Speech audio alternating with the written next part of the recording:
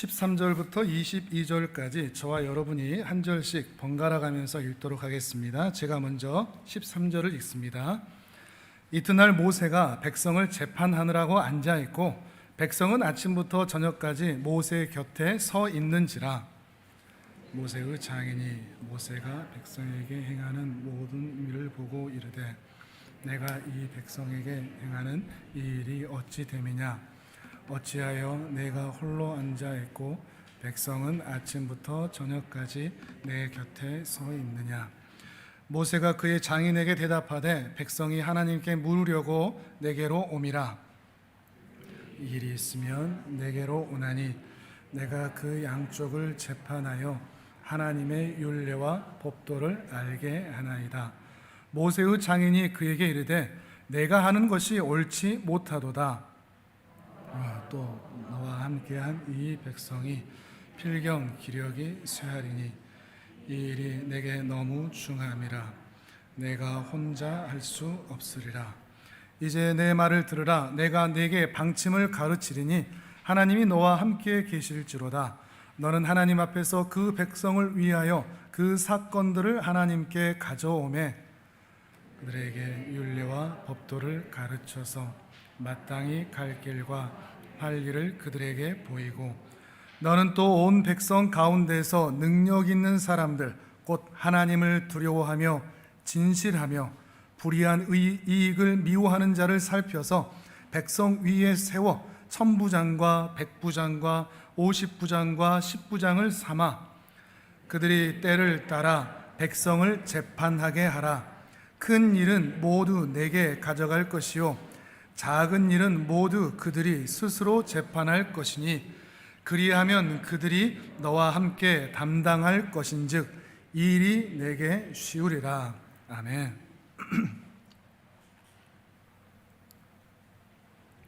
이드로가 지난주에 우리 함께 살펴봤던 그런 만남이 있은 이후에 다음 날 이스라엘 진영을 좀 돌아보는 일이 있었습니다.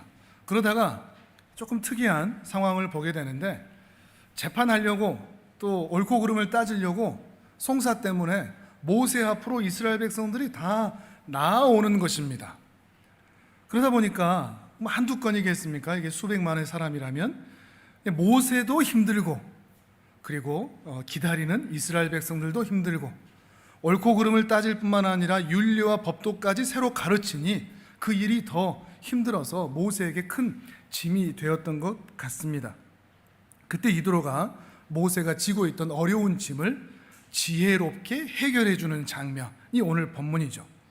어떤 그 방법을 제시했죠? 사람을 세우는 거였죠.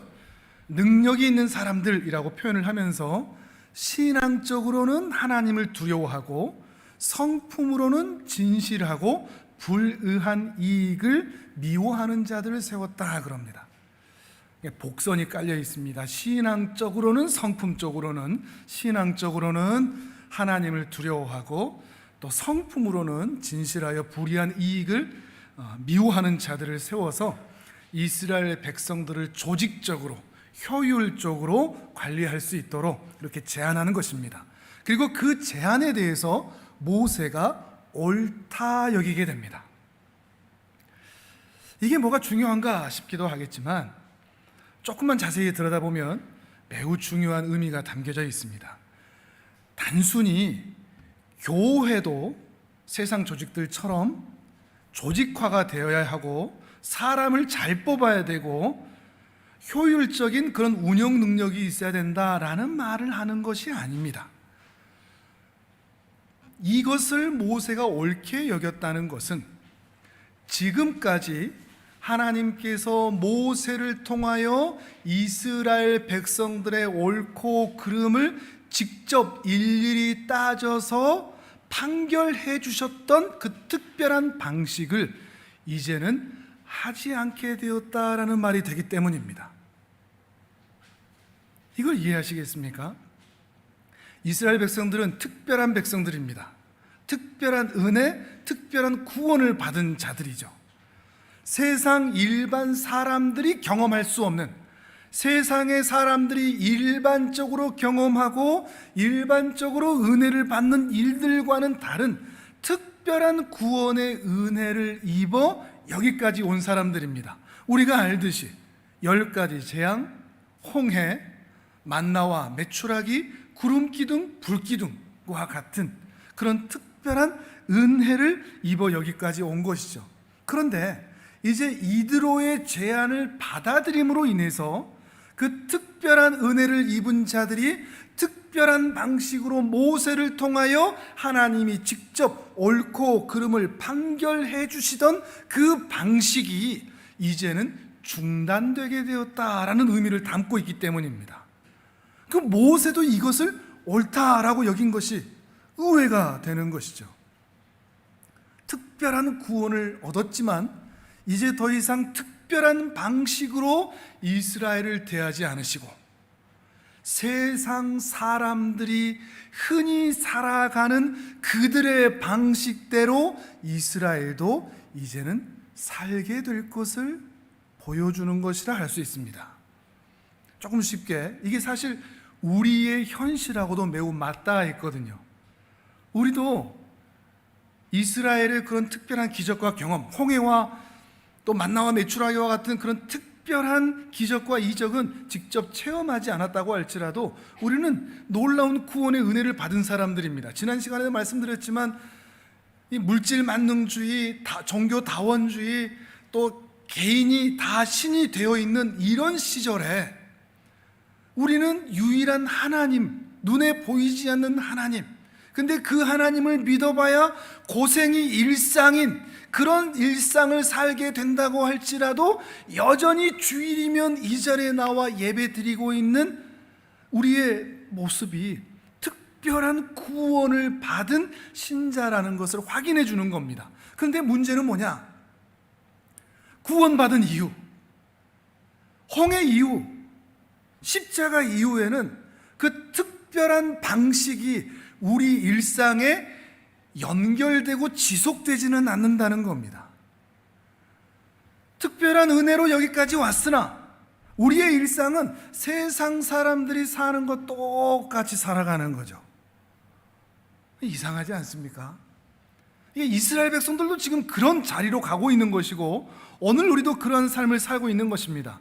우리 입장에서는 그렇게 특별하게 십자가의 은혜, 예수 그리스도의 사랑과 공로로 우리를 구원시켜 주셨으면, 그 어마어마한 사랑으로 우리를 구원해 주셨으면 우리의 일상도 그렇게 특별하게 대우해 주셔야 맞을 것 같은데 우리의 일상의 삶은 그 특별한 은혜가 그쳐진 것 같은, 중단된 것 같은, 기도 응답이 없는 것 같은, 세상 사람들하고 사는 게 똑같은 그런 일상을 살아갈 때 우리는 당황하게 되는 거죠. 하나님이 나를 방치하시나? 하나님이 나를 잊으시나? 물론 우리는 다시 말씀을 접할 때 자기 아들을 아끼지 아니하시고 우리 모든 사람을 위해 내어주시니까 그 아들과 함께 우리에게 좋은 것을 다 주시지 않겠느냐? 라는 그 말씀들을 기억할 때 그렇지, 이 말씀이 있지, 하나님이 응답해 주시겠지라고 기대하면서도 또 한편 위로도 얻지만 근데 왜 안 주시지? 이런 당황함을 우리는 주로 경험하기도 하기 때문이죠. 그 이유가 오늘 본문의 내용입니다. 그 이유가 왜 이 특별한 은혜가 이어지지 않는가, 이어지지 않는 것 같은가 하는 그 이유가 오늘 본문에서 다뤄지고 있는 내용입니다. 이것을 이해하려면 구원이 무엇인가를 제가 줄곧 설명해 왔는데 구원이 무엇인가를 다시 이해할 필요가 있습니다. 우리는 구원 그러면 출애굽이라고 생각합니다. 출애굽이 구원이다. 애굽에서 나온 게 구원이다. 근데 출애굽이 구원은 아닙니다. 출애굽은 구원의 시작이죠. 구원은 장소의 이동입니다. 애굽에서 가나안 땅으로까지 이동하는 그 전 과정, 이게 구원입니다. 우리는 단순히 세상에 있다가 교회로 왔다, 예수 믿기 시작했다, 이제는 세상을 따라가지 않는다, 이 정도, 출애굽했다, 이 정도로 구원을 생각하기 쉬운데 그것은 그 구원의 가장 극히 일부의 모습이라는 것입니다. 더 나아가서 장소의 이동뿐만 아니라 자격의 변화까지 포함합니다. 어떤 자격이죠? 약속의 땅 가나안 땅에 들어갈 만한 자격을 얻는 자로의 변화죠. 광야가 있는 현실이 바로 그 이유 때문이라고 그랬죠. 곧장 하나님께서 가나안 땅으로 들이지 아니하시고 무려 40년의 시간을 두셨던 것은 그 자격을 얻는 시간, 애굽에서의 생활, 문화, 흐름, 유행, 철학, 가치관, 그 모든 것을 탈탈탈 털어버리고 이제 약속의 땅으로 들어갈 수 있는 하나님의 사람으로 만들어져 가는 그 자격을 얻게 하시려고 그 긴 시간을 허락하셨다는 것입니다. 이것이 구원입니다. 장소의 이동일 뿐만 아니라 자격을 얻는 것까지. 그래서 애굽에서의 삶을 버리고 하나님 나라에 합당한 사람으로 배워져 가고 세워져 가고 만들어져 가는 그 복합적인 인생 여정, 그것이 바로 구원이라 하는 겁니다. 하나님의 사람으로 만들어져 가는 것. 근데 또 이걸로 끝이 아닙니다. 구원은 더 깊습니다. 하나님의 사람으로 만들어져 간다는 게 뭐죠? 구원은 하나님의 사람으로 만들어 가는 것이다. 하나님의 사람으로 만들어 간다는 것은 다시 창조로의 회복을 의미합니다. 구원과 창조는 별개가 아니라고 그랬죠. 구원은 그저 죽었던 자 살리는 것이 아니라 처음 하나님께서 창조하셨던 그 하나님의 형상으로의 회복, 이것을 말한다는 것입니다. 그것을 위해서 구원하셨다는 것이죠. 창조의 목적인 하나님의 형상으로의 회복, 의와 진리의 거룩함으로 지으심을 받은 새 사람으로 만들어 가시는 것, 그저 지옥 안 가는 정도가 아니라 출애굽한다고 그것으로 끝나는 것도 아니라 처음 하나님께서 아담을 만드셨을 때 기대하셨던 그 복된 은혜로운 자리로 회복되는 것, 하나님의 형상을 회복되는 것. 당장 오늘 천국에 들어가도 그 누구도 어색하지 않을, 천국에 이미 있는 사람도 어색하지 않고 오늘 우리도 어색하지 않을 정도로 우리의 일상에서 하나님의 사람으로 만들어가는 것, 그것이 바로 구원이라 하는 겁니다. 그래서 또 끝이 아닙니다. 그래서 처음 아담에게 명령하셨던, 부탁하셨던, 그러나 아담이 실패했던 생육하고 번성하여 땅에 충만하라 라고 하는 그 하나님의 명령을 실행하고 하나님의 창조로의 세계로 회복하는 일에 하나님과 함께 동참하는 일, 그가 그에게 맡겨진 그 몫을 감당하는 것, 여기까지가 구원입니다. 훨씬 넓죠. 우리는 보통 구원 그러면 출애굽만 생각한다고요. 그런데 하나님이 성경을 통해서 우리에게 보신 구원의 여정은 훨씬 더 크고 넓고 광대하다는 것입니다. 그런데 이런 의미를 깊이 알지 못하면 우리는 구원 받았냐 안 받았냐, 출애굽했냐 안 했냐, 그 앞에서만 깔짝깔짝거리고 끝나버린다는 것입니다. 이분법으로 끝나는 거죠. 지옥 가냐 천국 가자, 이 의미밖에 알지 못하는 것이죠. 우리가 하나님의 은혜로 구원을 받아 하나님의 형상이 회복된 자로서의 그 영광이 무엇인지를 구원받지 못한 자들과 비교되지 못하는 겁니다.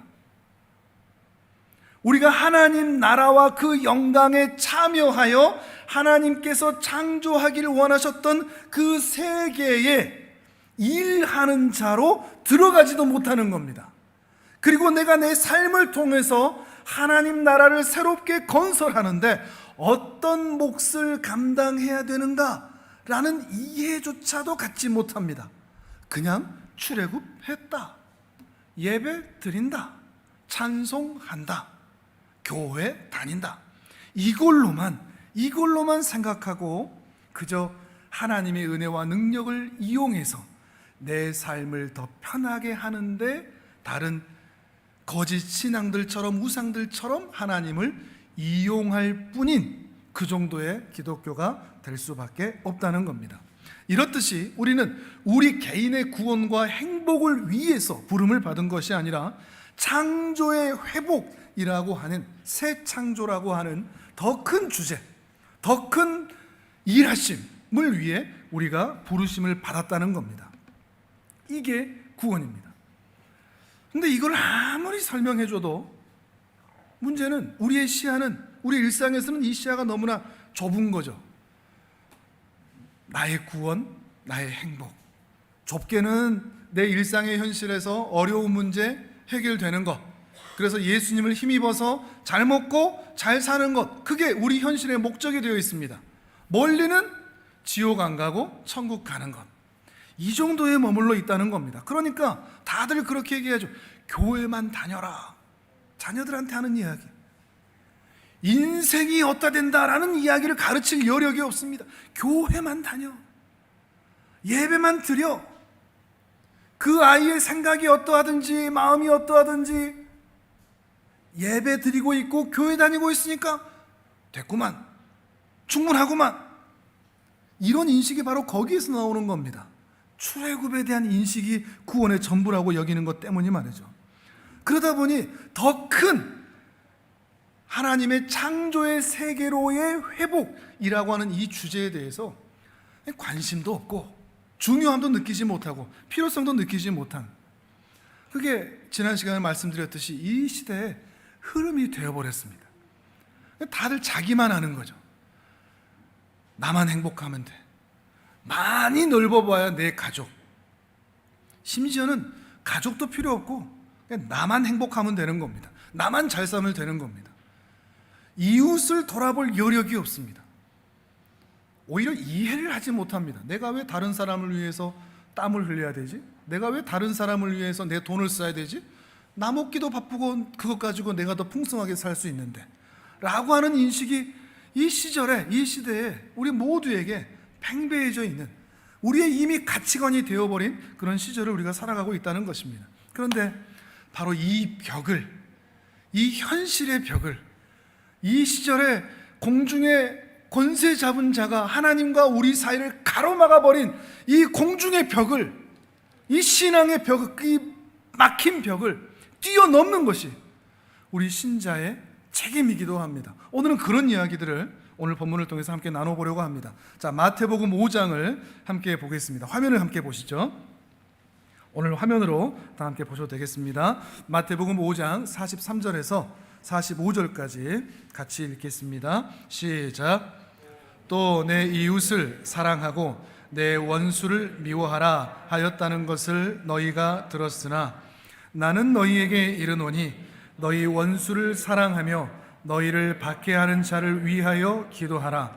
이같이 한즉 하늘에 계신 너희 아버지의 아들이 되리니 이는 하나님이 그 해를 악인과 선인에게 비추시며 비를 의로운 자와 불의한 자에게 내려주심이라. 아멘.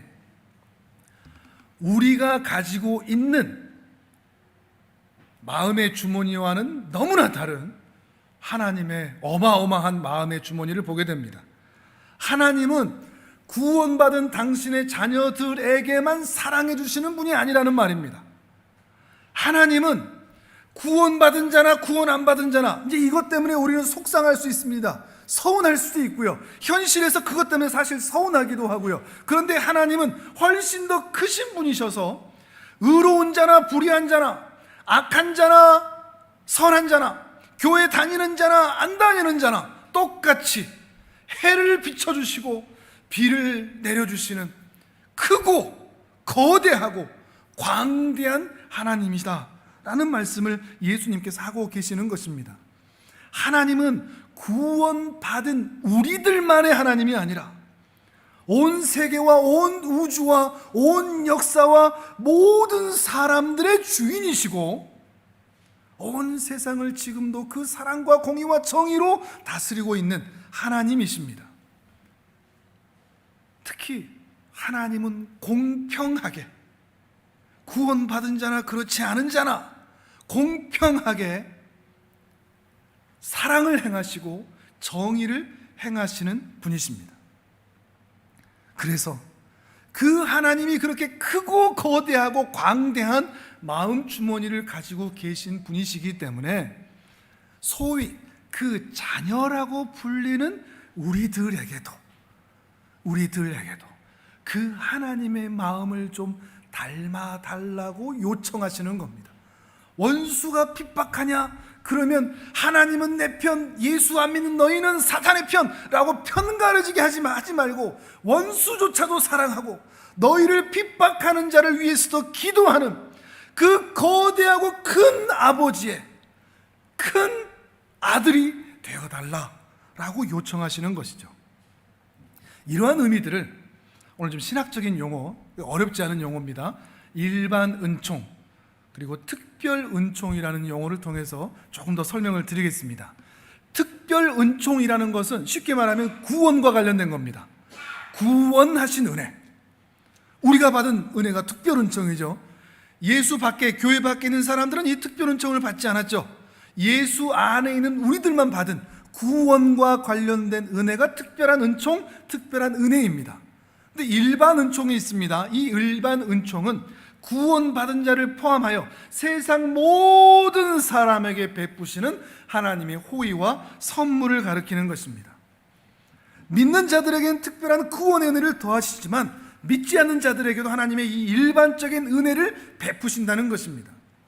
믿는 사람의 밭과 논에만 경작이 잘 되지 않습니다. 세상 모든 사람에게, 그리고 세상 모든 분야에 하나님은 공평하게 은혜와 달란트를 나누어 주십니다. 해와 달과 비를 비추시고 예술의 영역, 미술의 영역, 문화의 영역, 양심의 영역, 종교의 영역, 그 모든 것들에, 이성의 영역, 지성의 영역, 과학의 영역에 믿는 자들만 발군의 실력을 나타내는 것이 아니라 누구라도 다 그 은사와 재능을 통하여 자신들이 가진 재능들을 꽃피울 수 있는 그런 은혜들을 모두에게 똑같이 나눠주신다 하는 것입니다. 그것이 바로 일반 은총입니다. 오늘 이 이드로의 권면은 특별 은총에 속한 이야기가 아니라 일반 은총에 속한 이야기입니다. 어떤 이야기인가 하면 이드로의 권면은 신앙적인 이야기가 아닙니다. 구원받은 자의 이야기도 아니고요. 물론 그 은혜가 이어지고 있지만 이 이드로의 권면은 세상을 오래 산 한 늙은이의 지혜로운 권면입니다. 심지어 이방인의 권면이기도 하죠.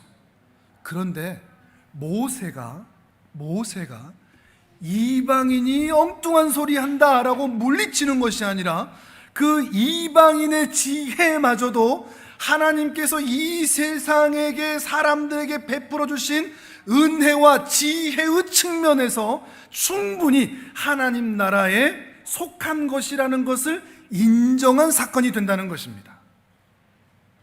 이해하시겠습니까? 오늘 단순히 사람을 효율적으로 세우고 조직을 잘 만해야 된다 이런 차원의 것이 아니라 특별한 은총을 받은 집단 안에 일반 은총을 가진 그 이방인의 지혜가 흘러 들어왔는데 그것을 모세가 거부한 것이 아니라 받아들여 일반 은총도 특별한 은총도 함께 교집합으로 나타나게 되는, 그래서 통합이 되는 그 일반 은총 위에 특별한 은총이 세워지고 그 특별한 은총 안에 일반 은총의 은혜들이 함께 확장되어 나타나는 그 모습이 오늘 본문에서 나타나고 있다는 거죠. 큰 겁니다. 큰 겁니다. 예수님께서 말씀하셨을 정도로의 그 큼이 오늘 본문에서 나타나고 있는 거죠. 근데 문제는 뭐냐? 우리는 좁다는 데 있습니다. 신자는 옳다, 비신자는 틀렸다. 신자의 말씀은 거룩한데 비신자의 권면은 거룩하지 않다, 교회에 합당하지 않다. 이렇게 특별한 은총과 일반 은총을 분리해서 생각하는 일들이 있는 겁니다. 그래서 특별한 은총만, 신자만, 구원 얻는 것만, 예배 드리는 것만 중요한 것으로 여기는 것이죠. 자, 사도행전 6장을 또 함께 보겠습니다. 화면을 또 보시고요. 여기에서 보면 이제 오늘 본문과 좀 유사한 장면이 나오는데 헬라파 과부들과 히브리파 과부들이 이렇게 좀 갈등이 생겨나게 됩니다. 12제자들이 이들의 갈등을 해결하다가 정작 해야 할 말씀 사역, 기도 사역을 좀 놓치게 됐습니다. 그래서 이드로가 했던 그 일들처럼 7집사를 세우는 장면입니다. 자, 같이 한번 읽어보시겠습니다. 1절부터 4절까지 시작. 그때 제자가 더 많아졌는데 헬라파 유대인들이 자기의 과부들이 매일의 구제에 빠짐으로 히브리파 사람을 원망하니 12사도가 모든 제자를 불러 이르되 우리가 하나님의 말씀을 제쳐놓고 접대를 일삼는 것이 마땅하지 아니하니 형제들아 너희 가운데서 성령과 지혜가 충만하여 칭찬받는 사람 7을 택하라. 우리가 이 일을 그들에게 맡기고 우리는 오로지 기도하는 일과 말씀 사역에 힘쓰리라 하니. 아멘. 자, 어떤 사람을 뽑았죠? 성령과 지혜가 충만하여 사람들에게 칭찬받는 7사람이라 하고 있습니다. 신앙적으로는 성령으로 충만한 사람, 앞에 복선과 연결이 되십니까? 그리고 지식도 있고 지혜도 있는 사람, 또 성품적으로도 칭찬받는 사람, 특별 은총의 영역과 일반 은총의 영역이 그 영역을 함께 보고 뽑았다는 말입니다. 더 쉽게 얘기하면 신앙만 보고 신앙 좋은 사람을 뽑지 않았다는 이야기입니다. 직분자는 신앙이 좋을 뿐만 아니라 인격도 성품도 좋은 착한 사람을 세워야 한다는 것이죠. 근데 문제는 뭐냐? 교회 생활을 조금 오래 해보신 분들은 아마 경험하셨을 겁니다. 예배도 잘 드리고 말씀도 잘 알고 깨닫고 가르치고 기도도 많이 하고 봉사도 하고 헌금도 잘하고 하는 사람, 교회 생활 잘하겠다 싶어서 직분자로 딱 세워놨는데 이런 말 많이 듣지 않습니까? 신앙은 좋은데 사람은 이상해. 이런 말 참 저는 많이 들었던 것 같습니다. 신앙은 정말 좋은데 사람은 갈수록 이상해지는 거죠. 권력자가 되고 싶어하고 주인 노릇을 하고 싶어하고 헛기침을 하기 시작하고 하는 모습이 나타나면서 정말 신앙은 좋은 것 같은데 왜 사람은 그렇지? 라는 생각을 하게 되는 거죠. 왜 이렇다고요? 이게 일반 은총과 특별 은총이 지나치게 분리되어 있기 때문입니다. 우리의 신앙과 우리의 일상을 따로 국밥처럼 생각하고 있기 때문입니다. 신앙이 좋다는 것을 윤리나 도덕이나 이성이나 지성이나 양심이나 공정이나 평등이나 라고 하는 그 일반 은총 영역의 안에 있는 것들과는 별개로 생각해 왔기 때문이라는 것입니다. 그래서 신앙이 좋다는 것은 그냥 성경 잘 알고 기도 많이 하고 헌금하고 봉사하고 그래야 신앙 좋은 거라고, 너희도 신앙 좋으려면 그것만 하면 된다고 라고 얘기하면서 이 일반 은총 영역 안에 있는 것들은 제외시켜버린, 그러나 신앙이라는 것은 이 일반 은총을 넘어서거나 비켜가거나 돌아가거나 할 수 있는 것이 아니라 이 일반 은총을 딛고서 그 위에 특별 은총들, 이 구원의 신앙을 세워가는 것입니다. 신앙이 좋다는 것은 이성적으로도 지성적으로도 윤리적으로도 도덕적으로도 세상에서 성실함으로도 근면함으로도 양심과 성품으로도 다 포함하여 그것들을 넘어선 채로 그 이상의 것이 신앙으로 만들어져야 한다는 것이죠. 일반 은총을 제외하는 것이 아니라 일반 은총의 영역보다 훨씬 더 높은 수준의 특별한 은총이어야 그게 진짜 신앙이라는 겁니다. 이 개념을 이해하지 못하니까 신앙은 좋은데 사람은 이상해 라는 그 의문이 나올 수밖에 없는 거죠. 그런데 이 의문을 겪게 되면 이게 왜 그럴까라고 하는 그 문제 해결을 다른 부분으로 찾는 것이 아니라 아이고 기도 더 해야 되겠네, 말씀을 더 읽어야 되겠네, 예배를 더 드려야 되겠네, 더 뜨거워야 되겠네, 더 신앙의 측면만 더 강조해 왔던 것입니다. 더 비틀어질 수밖에 없었던 것이죠. 신앙 좋다는 것이, 세상에서는 우리끼리는 신앙 좋다는 것이 인정을 받는데 세상에 나가면 신앙인들 왜 저래? 왜 저렇게 이상해? 라는 말을 들어왔던 것이 바로 여기에 있는 것입니다. 이런 인식이 우리 안에 깊어져 있기 때문에 신앙이면 다다, 그것만 있으면 충분하다라는 생각들 때문에 우리 안에 어떤 교만과 독선이 생겨나느냐? 하나님은 신자들을 사랑하셔.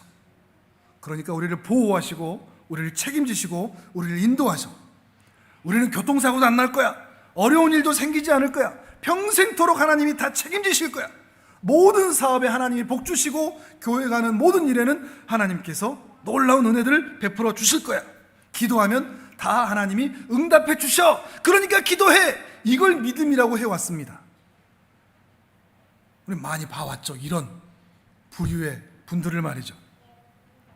그런데 말이죠, 정말 그걸 믿는다면 신자들은 보험 들 필요가 없습니다. 그렇지 않습니까? 하나님이 다 지키시면 암 걸리겠습니까? 근데 하나님이 지키신다는 걸 알면서 보험은 다 들거든요. 암보험, 실손보험, 하여튼 보험 다, 화재보험. 하나님께서 이 교회를 지키실 것을 믿기 때문에 일반 은총 영역 안에 있는 번개가 교회를 칠까요? 안 칠까요? 안 쳐야죠. 하나님이 보호하신다면. 근데 교회에다 피리침을 왜 세울까요? 물론 우리는 이런 확신이 있음에도 불구하고 이 믿음이 잘못됐다는 것이 아닙니다. 이것이 너무 한쪽으로 편중되어 있는 것이 문제라는 것이죠. 이런 확신이 있음에도 불구하고 우리는 어려운 일을 만납니다. 우리 지난달에 우리 청년들을 만나서 이런 얘기들을 같이 한 적이 있는데, 이런 질문도 해서 하나님의 은혜와 그 사랑, 그 특별한 은혜를 받아 주의 자녀가 된 그 하나님의 자녀들에게도 어려운 일을 만나기도 하고 교통사고를 만나기도 하고 암에 걸리거나 질병에 걸리기도 하고 사랑하는 어린아이가 부모보다 먼저 세상을 떠나는 일이 생기기도 합니다. 근데 반대로 하나님을 믿지 않는데도 사업이 잘 되거나 자식이 잘 되고 건강한 그런 모습을 보기도 하죠. 왜 그렇다고요? 우리 시야가 좁기 때문에 그렇습니다. 이 특별 은총 안에 나는 구원 받았어 라고 하는 이 인식으로만 있지, 더 크고 광대한 하나님의 그 일반 은총 영역 안에 있는 하나님께서 모든 사람에게 공평하게 대하시는, 공의로 대하시는 그 하나님의 은혜와 사랑과 공의를 이해하지 못하기 때문입니다. 그런데 우리는 하나님의 특별 은총도 알고 일반 은총도 알기 때문에, 그렇게 공의로우시고 공평하신 하나님이신 것을 알기 때문에 우리는 믿음으로 보험에 듭니다.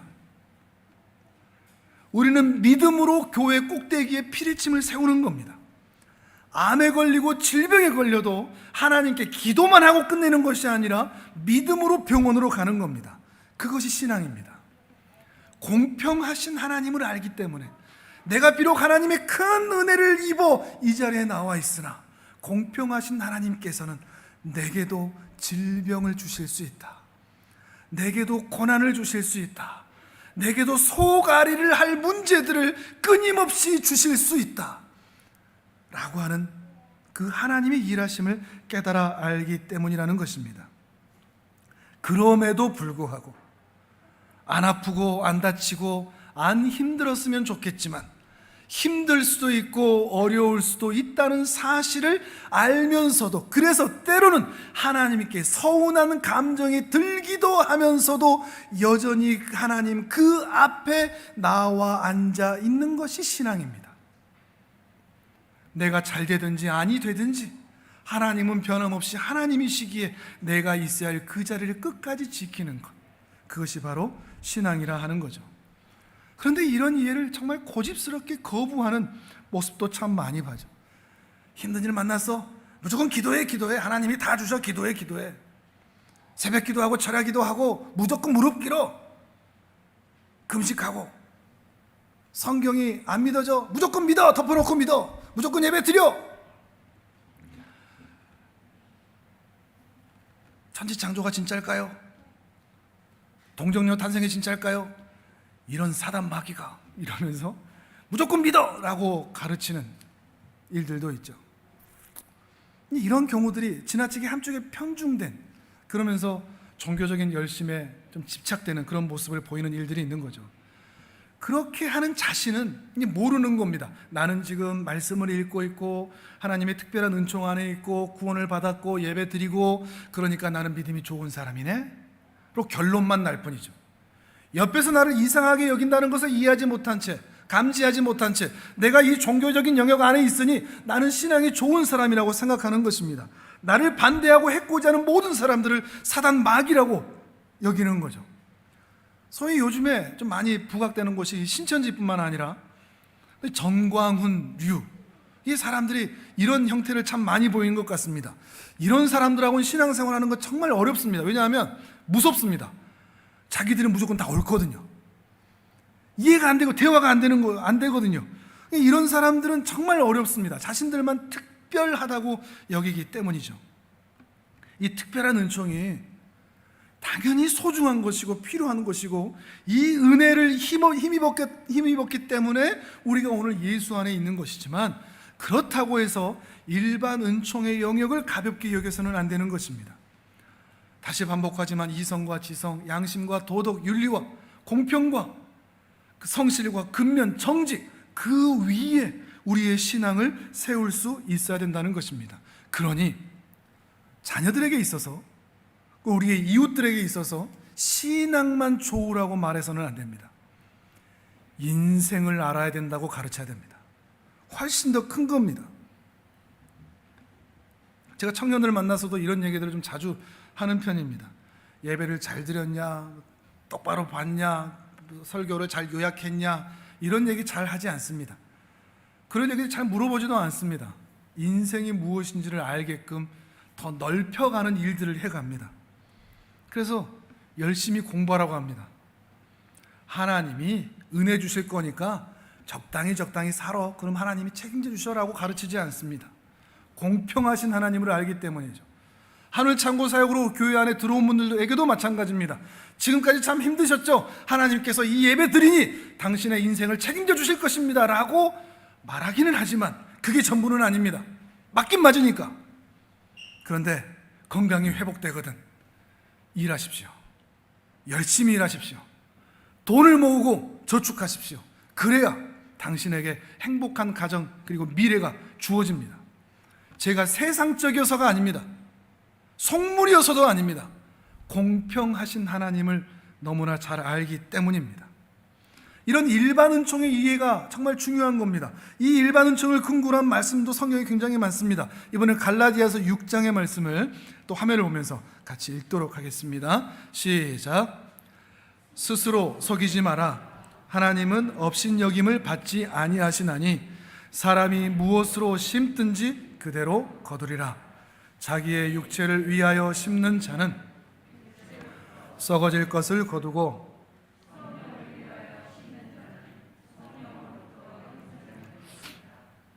우리가 선을 행하되 낙심하지 말지니 포기하지 아니하면 때가 이름에 거두리라. 아멘.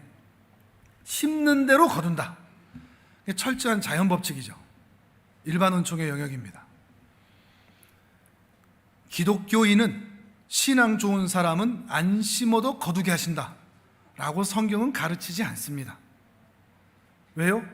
공의로우신 하나님이시기 때문입니다.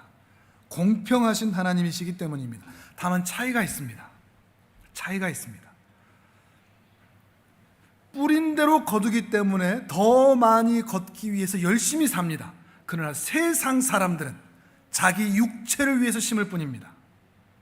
성공하기 위해서, 내가 행복하기 위해서, 내가 잘 살기 위해서, 내가 세상 사람들에게 굴복당하지 않기 위해서, 나의 행복을 위해서 뿌린 대로 거둘 것이라고 믿고 열심히 삽니다. 그러나 신자들은 다릅니다.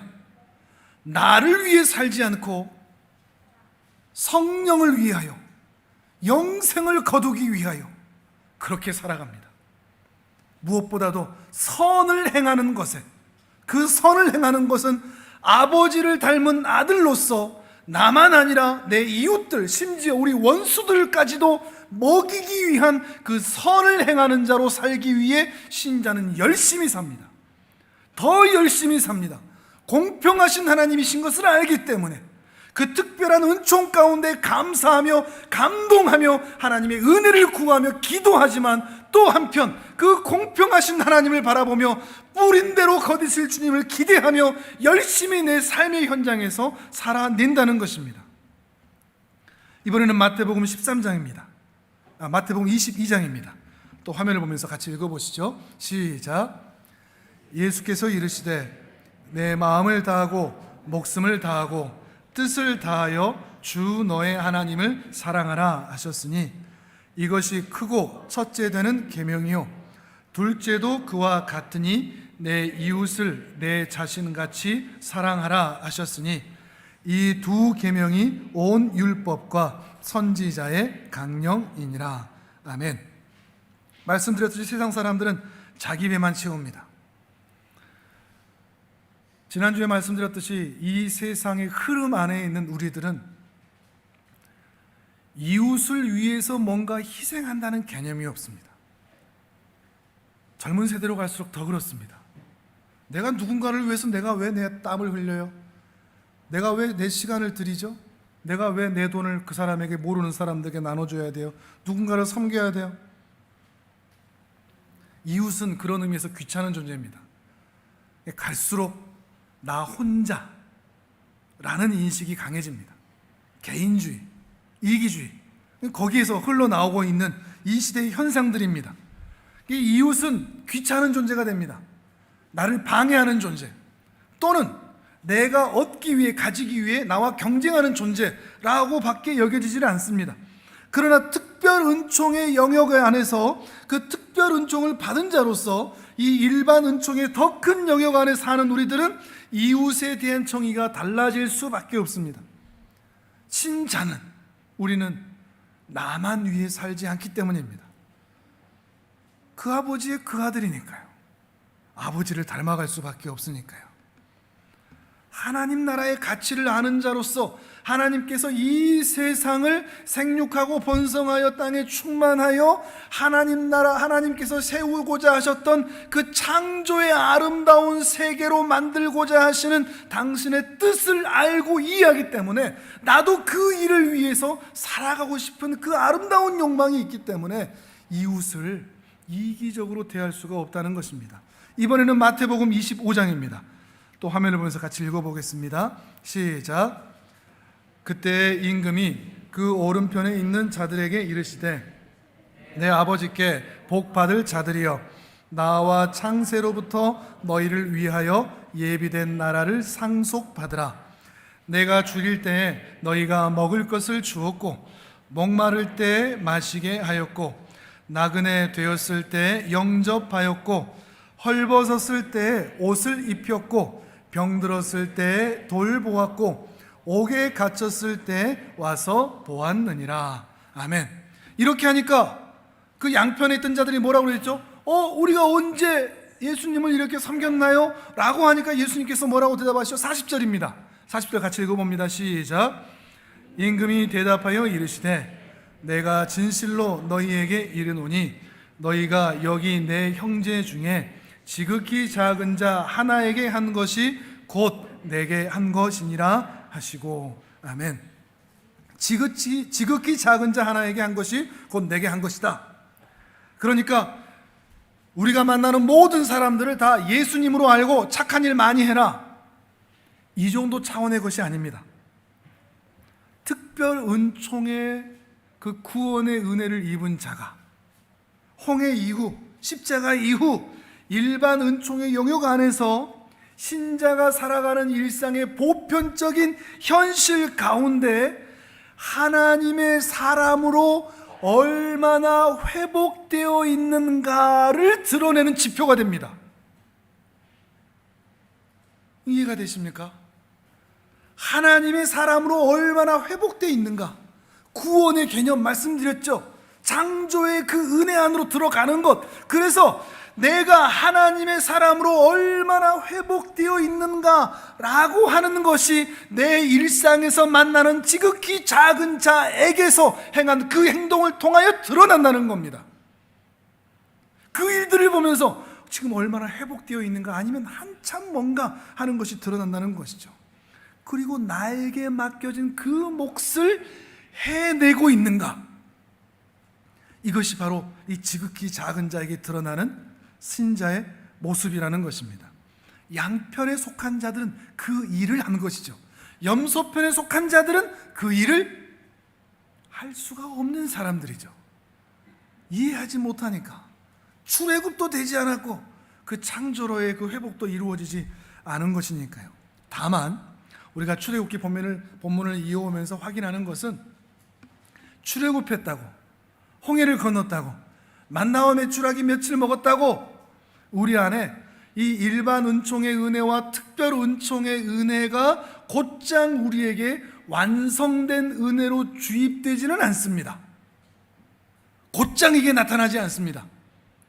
긴 시간, 긴 세월, 긴 인생, 큰 고난, 이것들을 지나오면서 일반 은총의 영역과 특별 은총의 영역이 드디어 통합되어 하나님의 형상으로 회복되는 모습이 나타나게 되는 것이죠. 그것이 이루어지기까지 긴 시간이 걸리기 때문에 오늘 우리가 해야 할 것은 바로 그것을 연습하는 겁니다.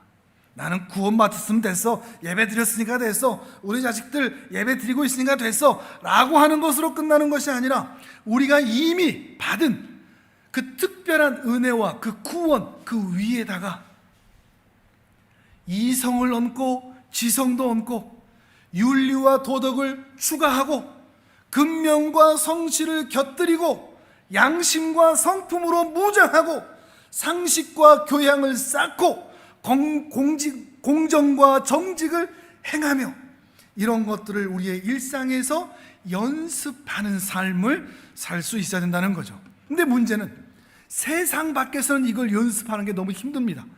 각박한 세상이니까요. 어디서 연습하면 좋을까요? 우리 가정이죠. 또 우리 교회입니다. 물론 우리 교회 안에도 가정 안에도 세상의 물결이 넘실대기 때문에 신앙은 좋은데 사람은 이상한 사람이 우리 바로 옆에 있습니다. 쉽지가 않습니다.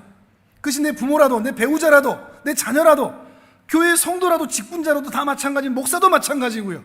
쉽지는 않은데 다만 뭐가 있냐? 믿음의 가정이라는 전제 아래 목표는 같습니다. 수준은 차이가 나지만 목표는 같습니다. 하나님의 그 창조의 세계로의 회복을 위하여 살아가고자 하는, 그래서 하나님의 형상을 입고자 하는 그 목적과 목표는 같습니다. 그러니 우리 같이 고민하면서 서로를 바라보면서 저 사람이 지금 그거 연습하고 있구만, 지성을 쌓아가는 연습을 하고 있구만, 정직해져가는 연습을 하고 있구만, 양심적으로 살아가는 연습을 하고 있구만, 실패하고 무너지고 좌절하고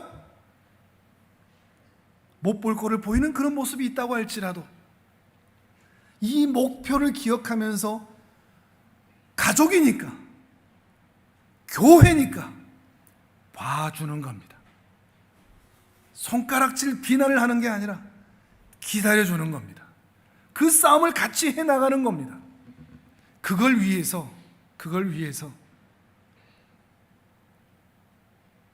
신앙만 가르치지 말고 인생을 가르치십시오. 나만 생각하지 말고 이웃을 생각하는 마음을 보여주십시오. 팔짱만 끼지 말고 어깨동무를 가르쳐 주십시오. 혹시 압니까? 그렇게 하다가 우리의 마음이 감히 꿈 같은 이야기지만 그 하나님의 마음만큼이나 넓어질지, 특별 은총의 그 좁은 영역, 좁다고는 표현할 수 없겠지만 그 영역보다 훨씬 더 넓은 일반 은총의 영역만큼이나 우리의 마음이 넉넉해질지 압니까?